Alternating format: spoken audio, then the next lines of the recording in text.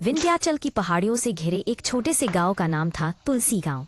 चारों ओर हरियाली, खेतों में लहराते धान और गांव के बीचों बीच एक पुराना तालाब था जिसे लोग श्रद्धा से तुलसी का तालिया तालाब कहते थे। दिन में यह तालाब सामान्य लगता, लेकिन रात ढलते ही इसमें एक अजीब सी सिहरन भर जाती थी। गांव के लोगों का कहना था कि इस तालाब की गहराई में एक दानव राज सोया हुआ है, जिसे कभी माँ विंध्यवासिनी ने अपने श्राप से बांध दिया था। मगर जैसे जैसे लोगों की आस्था कमजोर हुई, वैसे वैसे उस दानव की शक्ति फिर से जागने लगी। पुराने जमाने में इसी तालाब के किनारे माँ विंध्यवासिनी का एक भव्य मंदिर हुआ करता था। गांव के हर व्यक्ति की दिन की शुरुआत वहीं से होती थी। सुबह की आरती, जल चढ़ाना, दीपक जलाना, ये सब गांव की परंपरा का हिस्सा था। मगर धीरे धीरे समय बदला, लोग आधुनिकता की ओर बढ़े और मंदिर की जगह खेतों का विस्तार होने लगा। मंदिर की देखभाल कम होने लगी, भजन की जगह मोबाइल की घंटियां बजने लगी। कहा जाता है, एक रात जब गांव के लोगों ने माँ का नाम तक लेना बंद कर दिया, तब माँ की मूर्ति स्वयं तालाब के भीतर समा गई और उसके साथ ही प्रकट हुआ दानवराज, जो पहले मंदिर की नींव के नीचे कैद था। उस रात गांव पर एक भयंकर तूफान आया। हवा में धूल भरी आंधी चली, पेड़ उखड़ गए और सुबह जब गांव वाले उठे तो मंदिर की जगह एक विशाल गड्ढा था जिसमें पानी भर चुका था। लोगों ने इसे तुलसी का तालिया तालाब कहना शुरू किया। धीरे धीरे इस जगह के चारों ओर डर का माहौल बन गया। जब भी कोई वहां रात को जाता तो वापस नहीं लौटता। शुरुआत में लोगों ने इसे अफवाह माना, लेकिन जब साल दर साल एक एक कर लोग गायब होने लगे तो सभी को यकीन हो गया कि तालाब के भीतर कुछ तो है, कुछ भयावह, कुछ अदृश्य। गांव का एक युवा था, नाम था रामू। वह निडर था और गांव के बुजुर्गों की बातों को अंधविश्वास समझता था। एक शाम वह अपने दोस्तों के साथ बोला, मैं तालाब पर जाकर दिखाऊंगा कि वहां कुछ नहीं है। सबने मना किया, मगर वह नहीं माना। वह लालटेन लेकर तालाब के किनारे पहुंचा। उस समय हवा एकदम शांत थी। तालाब का पानी शीशे की तरह ठहरा हुआ। उसने पानी में झांका तो अपनी परछाई देखी, फिर बोला, कहाँ है तुम्हारा दानव? और तभी अचानक लहरें उठी, लालटेन बुझ गई और एक काली आकृति पानी से निकलकर उसकी ओर बढ़ी। रामू की चीख पूरे गांव में गूंजी और जब लोग दौड़कर पहुंचे तो वहां सिर्फ उसकी चप्पलें और लालटेन पड़ी थी।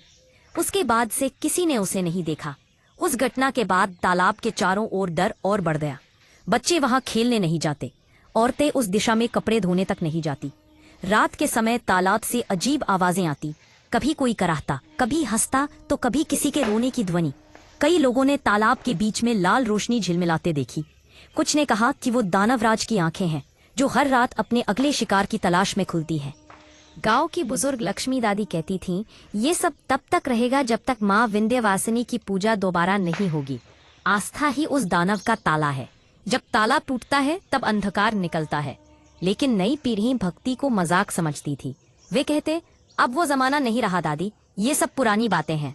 मगर जब हर साल कोई न कोई तालाब में गायब होता गया तो लोगों को अपनी गलती समझ आने लगी। एक साल गाँव में अकाल पड़ा, खेतों में फसलें सूख गईं, जानवर बीमार पड़ गए और बच्चों को बुरे सपने आने लगे। सपनों में एक काली परछाई आती, लाल आंखों से देखती और फुसफुसाती, मुझे याद करो, मुझे बलि दो। डर और निराशा से थक चुके गांव वाले आखिरकार दादी के कहने पर तालाब के किनारे एक पूजा का आयोजन करने लगे। पूर्णिमा की रात जब आसमान में चांद पूरा था, गांव के लोग दीपक लेकर पहुंचे। तालाब के चारों ओर 108 दीपक जलाए गए और पूरे गांव ने मिलकर माँ विंध्यवासिनी का भजन गाना शुरू किया। जय माँ विंध्यवासिनी, जय माँ, जय माँ। रात का तीसरा पहर था। जैसे ही आरती शुरू हुई, तालाब का पानी हिलने लगा। पहले हल्की लहरें उठी, फिर पानी उबलने लगा। अचानक तालाब के बीचों बीच से एक काले धुएं का गोला उठा और उसके भीतर से एक विशाल छाया प्रकट हुई। लाल आंखें, लंबे नुकीले दांत और गूंजती आवाज, तुमने मुझे बांध रखा था, पर अब तुम्हारी आस्था कमजोर है। अब मैं मुक्त हूँ। लोग डर के मारे पीछे हट गए, लेकिन पुजारी ने ऊंची आवाज में माँ का नाम लिया, जय माँ विंध्यवासिनी। सारे गांव ने एक सुर में यह नाम दोहराया। जैसे जैसे माँ का नाम गूंजता गया, दानव की आकृति कांपने लगी। वह चीखा, कराहा और धीरे धीरे धुएं में विलीन होकर तालाब की गहराई में चला गया। तभी पानी के भीतर एक क्षण के लिए माँ विंध्यवासिनी की मूर्ति दिखाई दी और चारों ओर एक दिव्य प्रकाश फैल गया। सुबह जब गांव वाले उठे तो उन्होंने देखा तालाब शांत था। हवा में भी अब डर नहीं बल्कि शांति थी।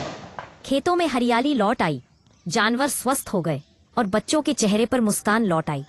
उस दिन के बाद गांव वालों ने प्रण लिया कि वे माँ विंध्यवासिनी की पूजा कभी नहीं छोड़ेंगे। अब हर पूर्णिमा की रात तालाब के किनारे दीपदान होता है।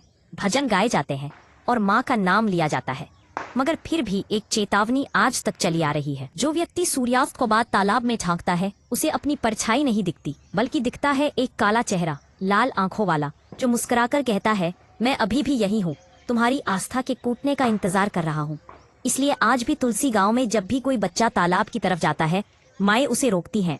बेटा, तालाब के जल में खेलना मत, वो सिर्फ पानी नहीं है, वो माँ की परीक्षा है। गांव वालों का विश्वास है कि जब तक माँ विंध्यवासिनी की भक्ति सच्ची रहेगी, तब तक दानव राज कभी जाग नहीं पाएगा। मगर अगर किसी दिन आस्था टूटी, तो फिर वही अंधकार लौट आएगा जो कभी गांव को निगल चुका है।